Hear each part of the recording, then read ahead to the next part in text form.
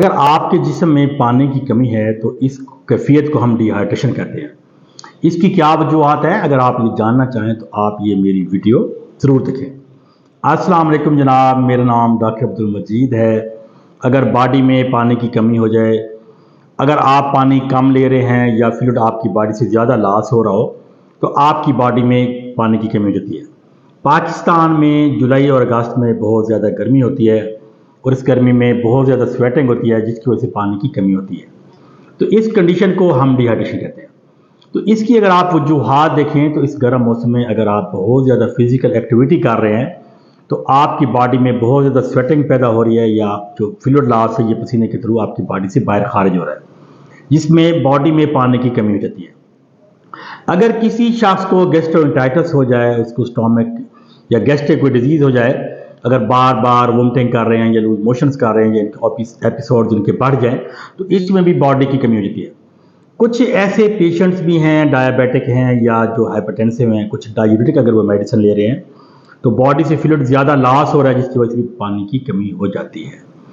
تو D hydration کی کیا علامات ہیں؟ جو لوگ ڈی ہائیڈریشن کا شکار ہیں ان کو سر میں درد ہو سکتا ہے، یہ درد ہلکا بھی ہو سکتا ہے، شدید بھی ہو سکتا ہے اور یہ کافی دیر بھی چل سکتی ہے۔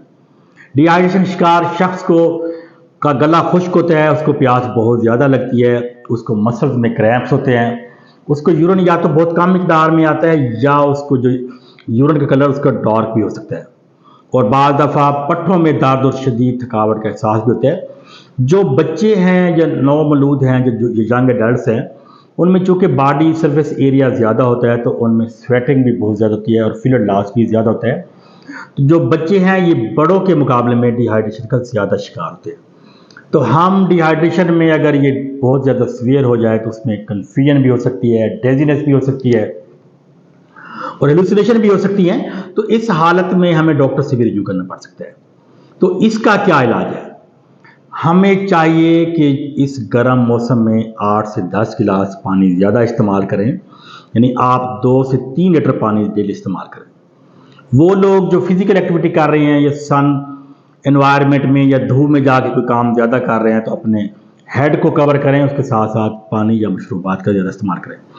بعض دفعہ ہم پیاس کی شدت میں بہت زیادہ کافی، چائے یا کاربونیٹڈ ڈرنکس یا ڈرنکس وغیرہ استعمال کرتے ہیں، تو یہ بھی بیسیکلی ڈی ہائیڈریشن کر رہے ہیں اور ہماری پیاس کو بڑھا رہے ہیں۔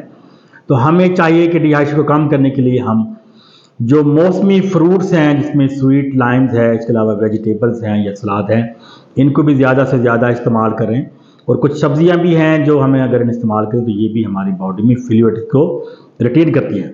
اگر آپ ڈائیوریٹک لے رہے ہیں تو آپ ڈائیوریٹک اپنے ڈاکٹر کے مشورے سے اس کو موڈیفائی بھی کرا سکتے ہیں، یا آپ ڈائیوریٹک کے ساتھ ساتھ پانی بہت زیادہ مقدار میں بھی استعمال کر سکتے ہیں۔ جو ڈی ہائیڈریشن کے سائن ہیں یہ خطرناک ہیں، بچوں میں شدید بھی ہو سکتے ہیں۔ تو اگر آپ بہت زیادہ ورکس کر رہے ہیں اور اگر آپ ڈائبیٹک نہیں ہیں تو آپ اس کی جگہ ORS بھی استعمال کر سکتے ہیں، اور اگر ORS گھر میں موجود نہیں ہے تو آپ 1 لیٹر پانی میں 6 چمچ چینی کے، آدھا چمچ نمک کا اور اس کے ساتھ ساتھ ایک لیمو اس میں سکویز کر کے اس کو آپ اس کی جو فلوئڈ کی جو کمپوزیشن ہے یہ گھر میں آپ اس کو ORS بھی بنا سکتے ہیں۔ اس کے استعمال کرنے سے بھی جو آپ کی باڈی میں واٹر لاس ہو رہا ہے، جو نمکیات کی کمی ہو رہی ہے، تو ان کے استعمال سے پورا ہو سکتا ہے، ہماری باڈی میں جو پانی کی کمی ہے اس کو پورا ہم کر سکتے ہیں۔ ڈی ہائیڈریشن سے بچنے کے لیے ہمیں احتیاطی تدابیر کو اختیار کرنی چاہیے۔ اپنا خیال رکھیے گا۔ آپ کا بہت بہت شکریہ۔